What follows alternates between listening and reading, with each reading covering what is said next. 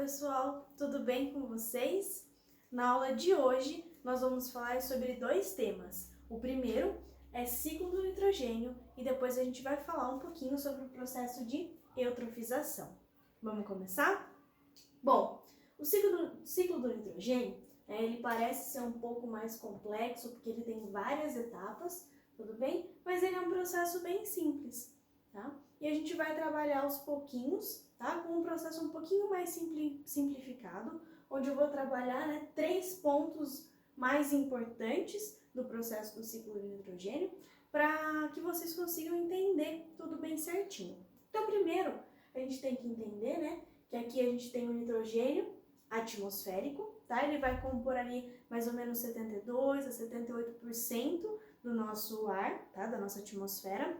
Só que o nitrogênio nessa forma de N2 que ele está aqui na atmosfera, ele não é assimilável pelos seres humanos, tá? E pelos animais. Então a gente não consegue, através da respiração, processar esse nitrogênio. Então ele precisa passar por um ciclo, um processo de modificação aqui, onde a gente consiga, fazer a assimilação, consiga absorver esse nitrogênio, tá? E por que a gente precisa desse nitrogênio? Porque o nitrogênio, ele é super importante nos processos que eu coloquei aqui embaixo, Coloquei pequenininho só para a gente se atentar a eles. Então, ele participa, então, da composição dos aminoácidos, das proteínas, DNA, RNA, ATP e excretas. Então, o nitrogênio está presente, na molécula mais importante do nosso corpo, que ali é o DNA, tá? E outra molécula tão importante quanto, que é a molécula de ATP, tudo bem? Então, olha a importância do nitrogênio para os seres vivos, E para nós, seres humanos também, tá? Olha como é importante essa composição, Ter a presença desse nitrogênio para a formação dessas moléculas, tá?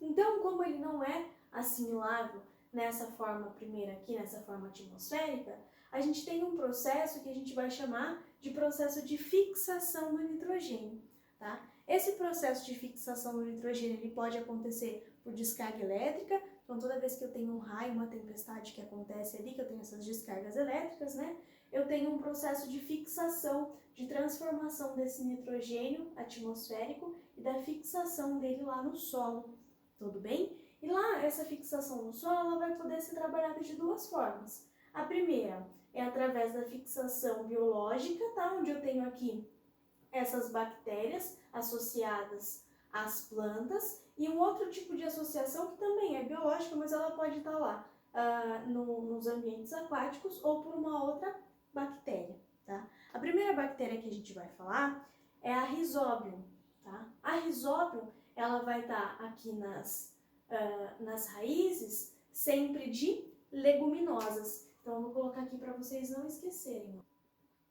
Leguminosas, tá? Então, lembrando que para a biologia leguminosa é toda planta, todo vegetal que tem um fruto aqui, do tipo vagem, tá? Então, toda vez que eu tiver a produção de uma vagem, eu vou ter uma leguminosa, certo? Então, na raiz dessas leguminosas é comum encontrar as bactérias do tipo Rhizobium.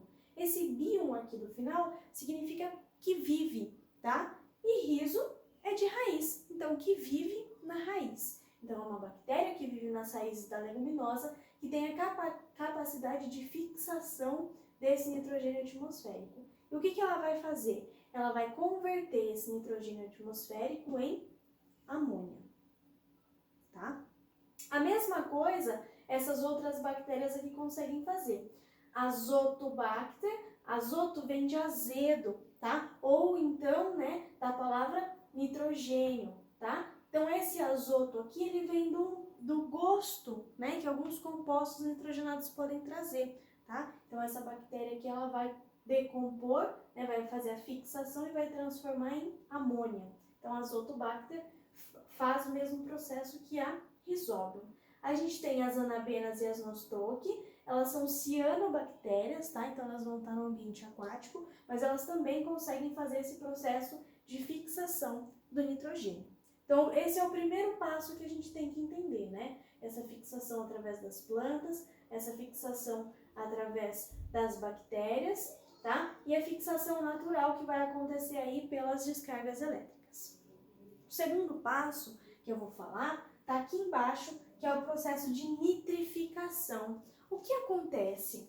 Essa amônia que foi formada aqui por essa fixação desse nitrogênio, né, atmosférico, ela é muito nociva, tá? Ela é muito tóxica. Então, as plantas e os animais não conseguem, né, utilizar dessa amônia por ela ser muito tóxica, tá? Então, eles não conseguem fazer a assimilação de forma eficiente dessa substância aqui, que é a amônia.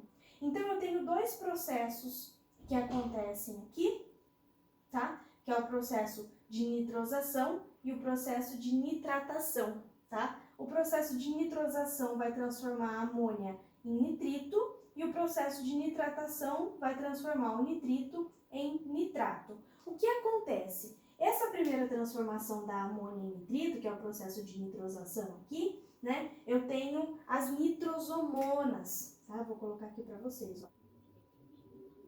Elas também são bactérias, tá? Nitrificantes, tá? Então, elas transformam a amônia em nitrito. Só que esse nitrito aqui, ele também é tóxico, ele não é muito assimilável pelas plantas, então ele não vai servir de nutriente, tudo bem? Então, eu preciso passar por mais um processo de transformar esse nitrito em nitrato, que essa sim é a forma assimilável, é a forma que vai servir de nutriente para os vegetais, tá? Então, esse processo de nitratação, quem faz é a Nitrobacter, certo? Para simplificar, né, para entender esse processo, a transformação da amônia em nitrato, que é o componente que é assimilável pelas plantas, que vai servir de nutrientes para as plantas, é um processo que a gente chama de nitrificação, tá? A transformação da amônia em nitrato é o processo de nitrificação, tá? E ela é subdividida em dois processos, porque eu tenho aqui um composto intermediário até chegar no nitrato, tá? A amônia, ela não é só apenas produzida, né, por esse processo de fixação do nitrogênio aqui. Eu tenho um outro processo que eu coloquei aqui em azul para vocês, que é o processo de decomposição, tá? Então, toda vez que cai uma folhinha no solo, ou que algum vegetal morre, que algum animal morre, ou partes, né, de pelo, pele que acaba caindo, eles são decompostos e esses decompostos, eles também viram amônia, tá? Então, parte dessa amônia que vai ser transformada, que vai passar por esse processo de nitrificação, ela pode vir por essa via de decomposição, certo? O nitrato que foi produzido ao final, ele vai ser absorvido pelas plantas, então ele vai ficar lá, livre no solo para as plantas utilizarem desse nutriente para fazer as suas moléculas de proteínas, DNA, ATP, tudo bem? Outra parte desse nitrato vai passar pelo terceiro processo, que é o processo de desnitrificação, onde eu vou devolver, né, o meu nitrogênio lá para a atmosfera. E a gente vai ter aqui uma outra bactéria que são as pseudomonas, tá? Que vão fazer esse processo de transformar o nitrato em N2, em nitrogênio atmosférico e jogar ele de volta lá para cima. E assim a gente fecha então esse ciclo do nitrogênio. Quando eu tenho o nitrato disponível no solo para absorção das plantas, só que ao mesmo tempo esse nitrato ele também pode sofrer a ação das pseudomonas e ser desnitrificado e lançado novamente para a atmosfera.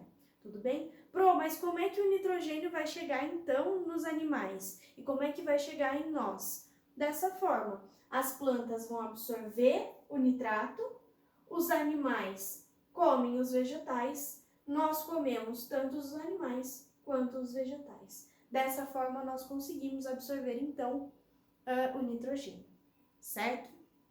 E aí a gente já vai entrar então nessa parte de eutrofização. O que acontece, né? Já que o nitrogênio ele é tão importante, né, para a produção dessas moléculas de DNA, RNA, ATP, proteína, tá? Para as plantas, quando eu tenho aqui uma lavoura, né, eu tenho um plantio aqui, o que eu faço? Eu coloco nutrientes nesse solo que vão ter mais abundância, né, para a absorção desse plantio que eu estou fazendo aqui. Então, eu faço uma deposição de nitrogênio, de fósforo, de potássio, tá? Isso tudo para fortificar, para fortalecer a minha plantação. Só que o que acontece? Se eu tenho uma chuva muito forte, eu tenho um rio ou um lago ali próximo a esse processo onde está acontecendo essa deposição de nutrientes, tá? Em excesso. E acontece uma chuva e lixivia, né, carrega essas substâncias para esse lago, vai acontecer aqui um processo de eutrofização. Então, a gente tem que pensar muito no uso dessas substâncias como fertilizantes, né, para entender que eles causam danos maiores ao ecossistema, uma vez que quando eles chegam em lugares como esse aqui, eles causam esse processo de eutrofização. Com o passar do tempo, né, às vezes eu uso pouquinho e com o passar do tempo isso vai se acumulando, se acumulando, se acumulando. Aquele lago, aquela lagoa já estava num processo de eutrofização, só que ainda não tinha chegado a um ponto, né, extremo. Só que aí o que acontece? Sobe a temperatura. Quando sobe a temperatura, eu tenho um aumento da rapidez com que acontece esse processo de eutrofização. Então, tem uma potencialização desse processo. E aí é que mora o perigo, tá? Então, vamos entender o que é isso, né? Eu desenhei aqui para vocês, coloquei número 1, número 2, número 3, número 4, número 5, número 6 e número 7. E descrevi aqui todo o processo. Então, o que vai acontecer? Desculpa. Esse processo de eutrofização, ele pode acontecer, primeiro, pela ação de fertilizantes, ou então pela deposição de esgoto. São esses dois processos. Primeiro, pela ação dos fertilizantes, e segundo, por ação de esgoto, ok? Então, vamos pensar primeiro no processo dos fertilizantes e depois a gente fala um pouquinho dos esgotos. Quando eu tenho, então, uma lixiviação, né, um depósito dessa matéria orgânica, desses fertilizantes aqui nesse lago, nessa lagoa, primeiro eu tenho uma matéria orgânica em excesso, tá? Então, eu vou ter esses nutrientes, né, esses fertilizantes em excesso aqui nesse ambiente. O que vai acontecer com isso, né? Mas, se está indo muita matéria orgânica, isso não é bom? Não vai ter como se alimentar melhor?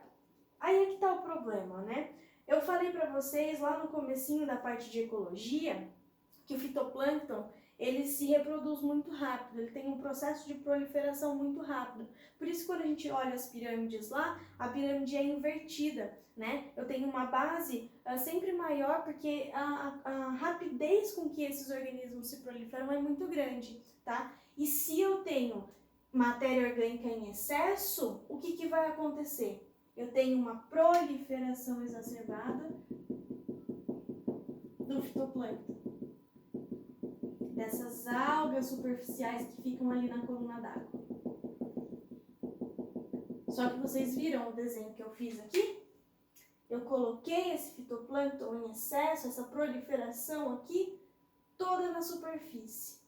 O que acontece? Eu tenho um bloqueio de luz, tá? Porque essa proliferação ela é tão grande, que eu vou formar uma camada de fitoplâncton ali, onde eu não consigo ter a penetração de luz. Então essa luz ela fica bloqueada. É claro que os organismos que estão mais superficialmente, eles ainda têm acesso, né, a essa luz. Mas os organismos de fundo é que começam a ter problemas. Então a gente entra aqui no processo número 3, onde eu tenho a morte das algas de fundo.